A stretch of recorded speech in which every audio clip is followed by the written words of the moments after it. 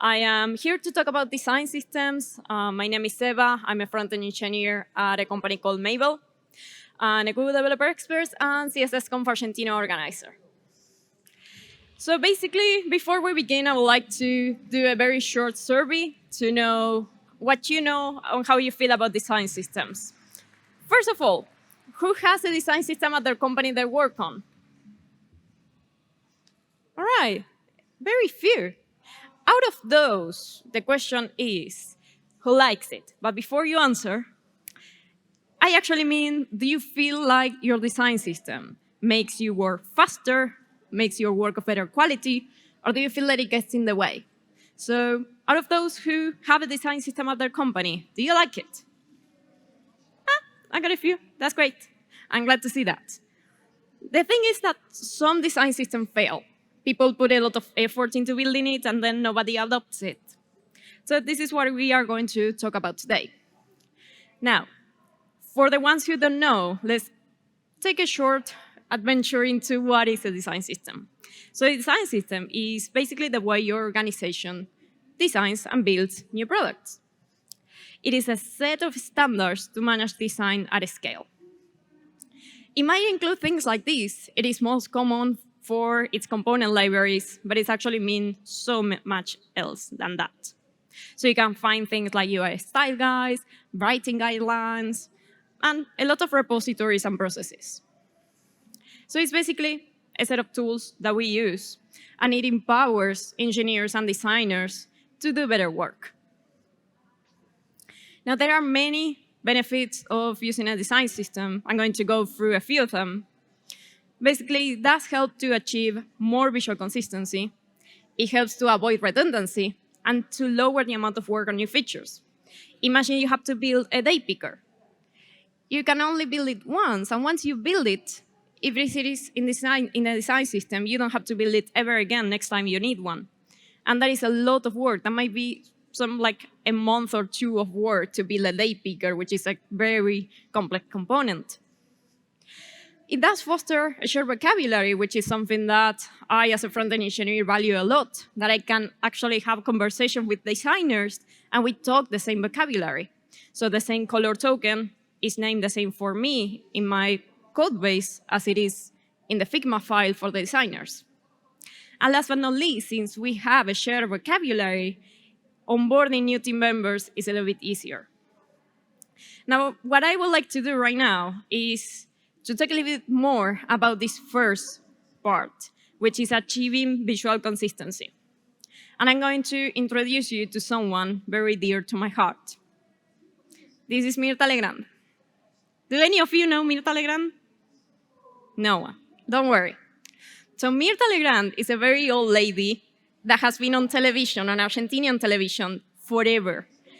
So basically, she began working on television when she was like 10 years old, and now she's 90, and she still works on television. If you saw the Hellfish Club episode in The Simpsons, where the grandpa wanted to beat Burns in order to gain something like a treasure, and he had to be the last one to die, we usually make a lot of joke with Mirta Legrand around that. We make a lot of show like she probably saw the May Revolution and she probably saw the dinosaurs because she's simply very old. She takes it very well. She makes fun of it as well.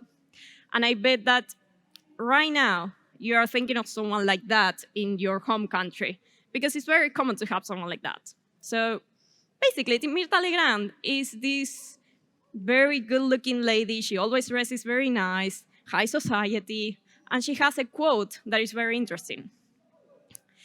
Como te ven, te tratan, si te ven mal, te maltratan, si te ven bien, te contratan. And I know that's a lot of Spanish, but it basically translates to the way you look is the way they will treat you.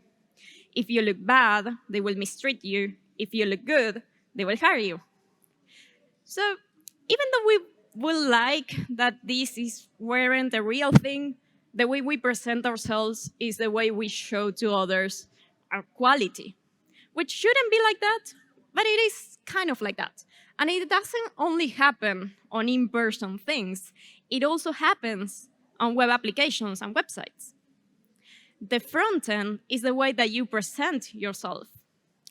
And if you go to to a homepage and suddenly you find a heading level 1 with 20 font size, and then you go to the contact page and the heading level 1 is 42 font size, then there is an inconsistency in the design. Same thing if we talk about a primary button that has on one page 5 pixels of border radius, and in another page it has 25. So it lowers the perception of quality of your application. It might not be real, it might be a very unconscious thing, but it does affect customers because they look at you and they feel like they cannot trust you as much. Instead, if you had a better visual consistency, all your buttons look the same, like your primaries and your secondary, and all your heading level 1s are exactly the same across the whole application, that gives you more confidence into the website. And the problem with low perception is that the low perception of the front end leads you to believing that perhaps the backend is bad as well. And then it leads you to believe like, well, if their front end is so bad, what about their security practices? Do I really want to buy something here? So the way you look is extremely important because it's the way you present yourself, but also because it's a very amazing usability principle. So if things always behave the same, the users don't have to learn anything new because they know what their interface elements do. So the reality is that design systems are amazing. They have a lot of benefits. So why do they fail, you know? And they usually fail because of lack of adoption. This means that perhaps the design system wasn't sold correctly. It was built by one team and it wasn't promoted the right way into the other teams. Perhaps it didn't have enough research when it was created and it didn't take into account the needs of other teams. Or perhaps it was just built at the wrong time. Sometimes it is too soon to have a design system. Let's just use Bootstrap.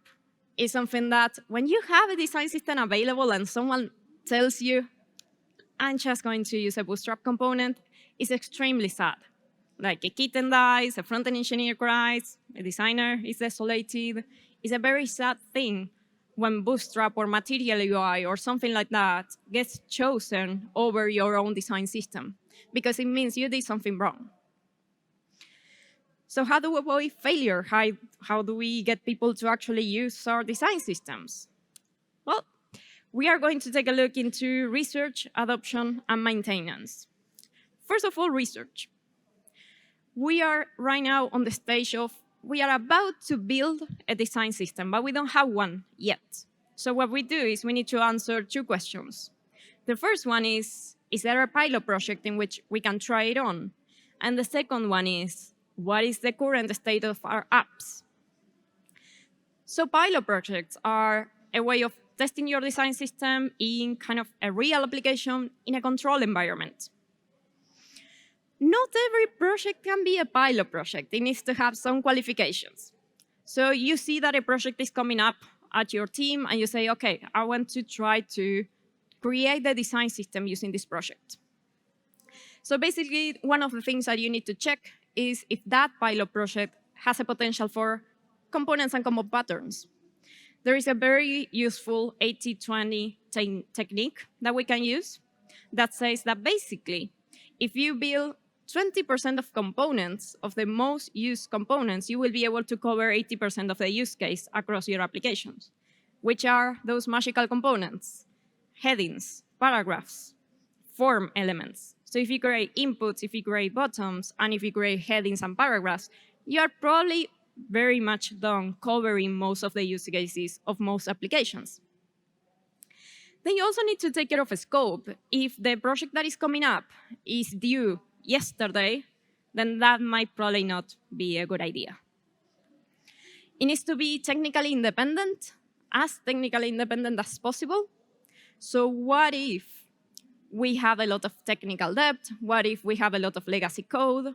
Then if we have too much of that, then we might not be comfortable working on the design system for this very pilot project. And last but not least, you need a champion. You need someone who gets very excited about design systems, because that person will really help you build it and share it with the whole company. Now, the second question you need to ask yourselves is, what is the current state of our application? So when you begin a design system, you already have something going on. It's not like a blank page. You already have a website. You already have applications. So you need to do a style roundup and an inventory.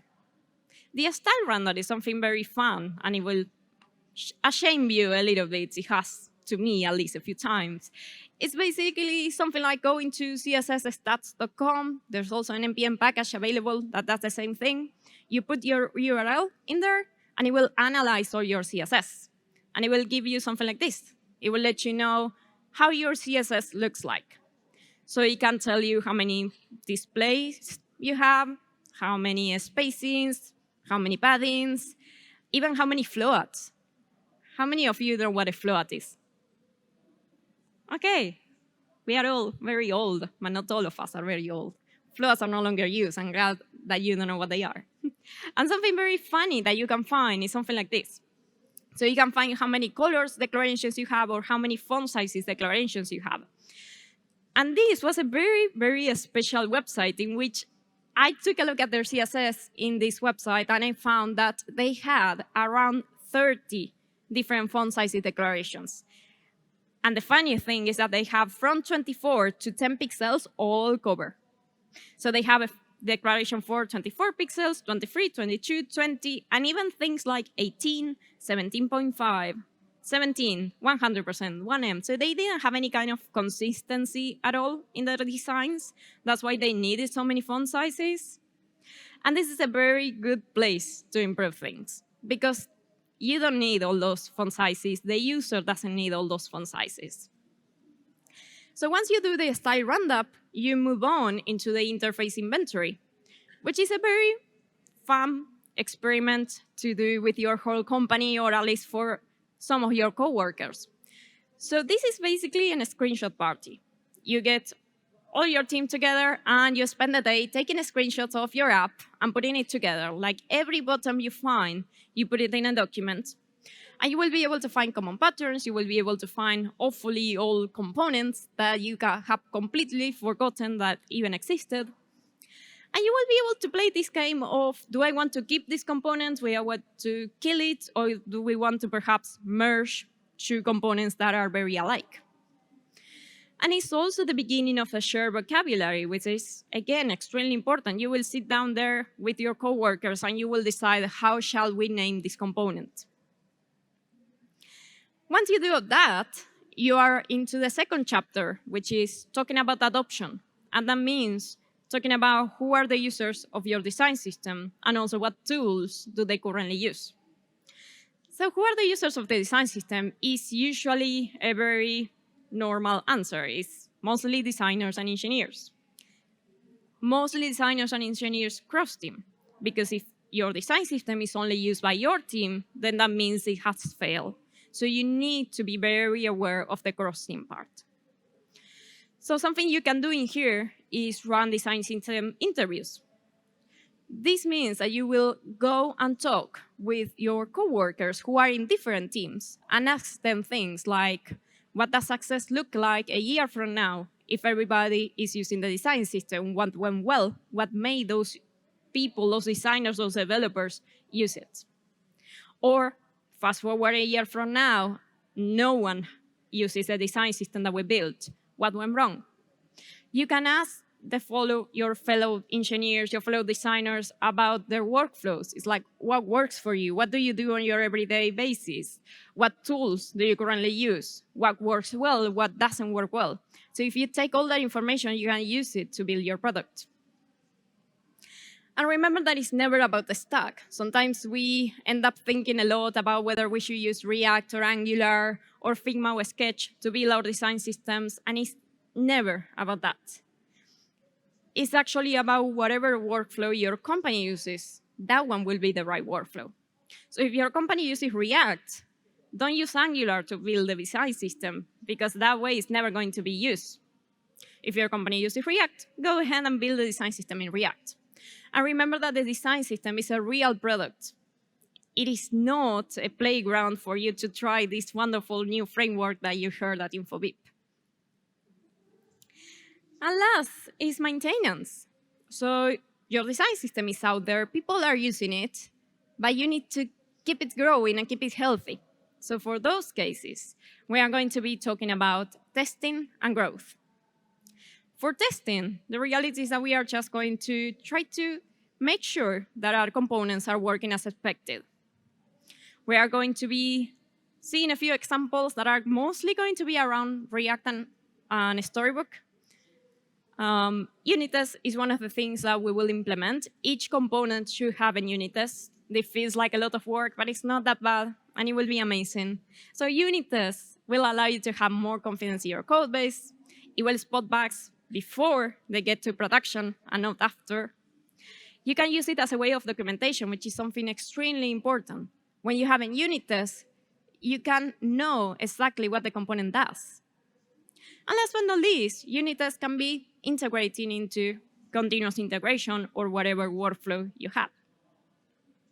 It looks like this. It's boring, but it works. So you create a unit test and basically you tell it, okay, this component should show this message. It is expected to show this message. And that's it. It's very boring, but it's very effective. And another thing to take into account is accessibility and design systems. So the magic of the design systems is that you can help the poor Java engineer that works at your company that has been asked to do front-end. I have been, as a front-end engineer, sometimes been asked to write Java, and it's not very comfortable to go and experience something that you haven't done before. So on the design system, you can take care of a little bit of accessibility things. You won't be able to solve accessibility, but at least you can help those engineers who are not very much into front-end. You can perhaps create a component that, if this component has an image, provide the property so the user, this engineer that is calling this component, can apply the alternative text for the image. The same thing for perhaps an input that needs an area label. So they don't have to remember to put the area label because it will remember it for them. And also, if you have a component that is everywhere and it has an accessibility issue, you will be able to fix it only in one place. And once you fix it in the design system, it will automatically be fixed in all these instances. One cool thing you can do is work with unit tests plus accessibility tests in one single place using the AskCore library. AskCore is a deque library that can be installed in NPM. It's very easy to install, it's very easy to use, and it runs accessibility tests on your components as part of the unit test. So you will look for violations in different states of the component, and you can add it to your pipelines, because at the end of the day, it's part of the unit test. It looks like this. It's only 3 lines of code. Basically, you import the library. You have to do something like extend to have no violations, which is a little bit annoying. And then you handle the component to ask, and you tell it should not have any violations. So it's very, very, very simple to use. It's just a few lines of code. And what you can do is you can integrate accessibility checks inside your unit test. There's also an accessibility add-on for a Storybook, in case you're using a Storybook. This came out, like, I think, a year and a half, 2 years ago. It's very recent. And it allows you to kind of add an accessibility tab on your stories that will help check whether you have any accessibility issues, and it will point out to the part of your component that has that issue and how to fix it. It also has this very cool feature in which you can use kind of a vision simulator in which you can see how would this component look for someone who has blurry vision or for someone who has a different type of daltonism. Now, all of these, the unit tests, whether accessibility or functional, you can integrate into your workflow. Not the add-on. The add-on is not available to be integrated into workflows for now, but it's only a matter of time. But the unit tests, you can. So if you use GitLab, you can go to the GitLab pipelines. If you go to GitHub, you can go to Actions and start a new workflow. You can name the workflow, whatever name you want, and you would tell it when you want it to trigger. Like, do you want it to trigger on pushes to main and on probably PRs? So on pull requests or pushes to main, this will trigger. And what it will do is it will do 3 things. First, it will install all the dependencies for your design system. Second, it will create a build of that design system. And third, it will take that storybook and it will run the unit tests that it has there. So this is a pipeline that whenever you create a new PR will run, and it will let you know if you mess up in app, because it happens. Sometimes we make mistakes. So this will help you automatize those quality checks. And last is growth. So you have the design system, it works wonderfully, people use it, but you need to scale it. You basically need to document it and, foster collaboration. For documentation, if you use a storybook, there's nothing better than stories. Stories in a storybook capture the render state of the component. It can take arguments, and it has controls, which is very great for non-engineers to see how the component looks and how the component works. So there is this other great movie that you probably saw. It's called Spider-Man, and there is Uncle Ben. Now, Uncle Ben has a great quote on that movie. With a great component comes a great story. I'm sure it said that. Now, a new component means a new story, because that is the way that we all know in the company that that component exists. If we don't have a story and we have a new component, then only the person who created that PR will know that that component is there. So there is a need for creating stories whenever someone creates a new component. Now, when we are on a team that is big and many people collaborate with the design system, sometimes someone might forget to create a story on their PRs. There is a way of forcing a story creation on the storybook. I check it out, it's in a Stack Overflow, somebody asks about it, and there is an answer, but you need to install like 50 npm dependencies and write like a bunch of JavaScript, very weird JavaScript. So honestly, I really don't like it. What I usually do is I go into PRs and I help review PRs.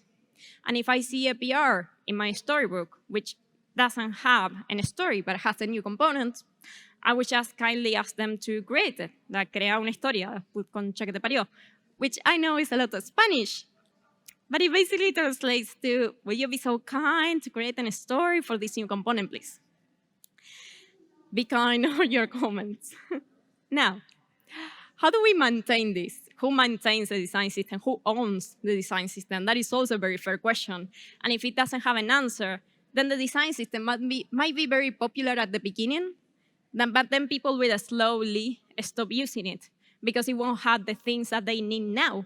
It will only have the things that they needed then.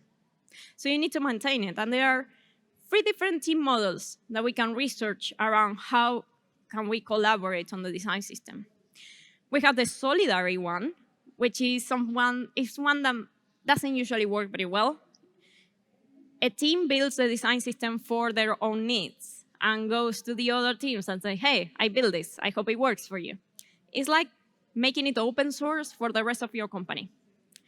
It's created only on the needs of one team, and it doesn't take into account the needs of other teams. So that doesn't usually get very far. Then there's the centralized. A lot of companies do this. A lot of companies, what they do is they have a design system team, and all that team does is work on the design system. So it helps a lot of teams. It helps to achieve their needs. It helps to evangelize and teach them how to use the design system properly. But it kind of lacks participation. If someone on another team wishes to participate in the design system, they really can't because they are not part of the design system team. And it also misses the visibility on day-to-day needs of the teams. So it's good, it's better than before, but it's not perfect. And the federated is the one I like the most. It's also not perfect, but it kind of fosters more collaboration. It basically means there is a governance, and there is a group of developers and designers representing each team. And these are people who really love front-end and design systems. It's like that people who you see and you know, okay, that person loves CSS. That is the person who will be representing the team in the design system. So part of their work is to build the design system, and part of the work is to work on their own team. So it's kind of a mix. It's someone who can do like 20% design system, 80% of teamwork. And this way, this works very well because it takes into account the needs of every team. The only problem is that, decision making might take a little bit longer because you have teams with different priorities working at the same time. So do try to foster collaboration, do try to make sure that people participate into building it, because what you want is you want that design system to keep on growing. So you want PRs from your coworkers. And the last thing I have for you is how to measure success. How do you know if your design system is being used? Now, there are multiple ways of measuring success of design systems. There is one that will let you know how much ROI you're generating, how much time you're saving from engineers. But this one that I will show you is something called UI library market share. And it's something that I struggled with a lot because when our design system was created, we were a little bit too late. And in our code base, we already had Bootstrap, Material UI, and our design system. So it was, a pretty fun code base to work on. Now, the idea for the market share is that your component library, your design system gets chosen over the competitors, over Bootstrap and over Material UI. So that's the idea. That's what you want. You want your design system to slowly rise as a preferred choice of all your engineers. You can measure it in something like this. We measure it every 6 months, and we see how much it has dropped or go up. And this might feel like a very ugly table. What you do is you open your repository and you search through the component imports, and you figure out how many you have from Bootstrap, Material UI, and how many from yours. So basically, we have seen an improvement from, for example, 65% in December 2022 to 70% in June 2023, and it dropped down on Bootstrap quite a lot because we are moving away from Bootstrap because right now we don't like it. So this is going great. This is showing that we are really moving forward with the design system and that people actually like it. So takeaways before I leave. First, design systems are an investment. They take time and they take care. They require time to build and to maintain. It is a set of tools. We have talked a lot today about component libraries, but it's so much more than that. Having a Figma well done will change the way you work. So it's really not just one tool, but a set of tools. It has lots of benefits and, lots of teamwork. And last but not least, remember that software is a living thing. It's like a plant. If you don't water it, it will die in a slow, painful death, and it will turn into legacy code. And you don't want that. You want to take care of it. You want to upgrade it. You want to add new features to it. So remember that software is not something that you just do and then forget about it forever. Thank you very much.